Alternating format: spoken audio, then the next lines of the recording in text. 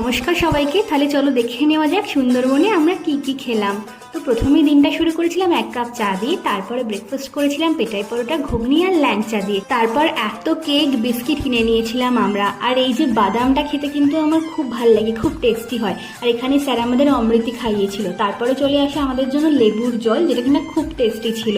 তারপরে আমরা লাঞ্চ করে নিয়েছিলাম এটা দিয়ে, সাথে ছিল মাছ আর ছিল এই ফুল ফ্যাট দই। সন্ধেবেলা রথের মেলায় গিয়ে খেয়েছিলাম ঘুগনির কোয়ান্টিটি ছিল কিন্তু অনেকটাই বেশি। তারপরে একটুখানি জিলিপি খেতে ইচ্ছা করছিল, স্যার এখানে ফ্রিতে গুড় কটকটি খাচ্ছিল। তারপর খেয়েছিলাম আমার সব থেকে ফেভারিট দই ফুচকা দিয়ে। দই ফুচকাটা জাস্ট ওয়াও ছিল। আর রাত্রে ডিনার করেছিলাম চিকেন আর ভাত দিয়ে।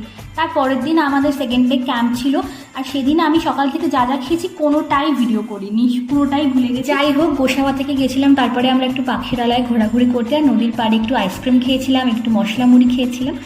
আর দ্যাটস ইট। দেখা হচ্ছে নেক্সট ভিডিওতে।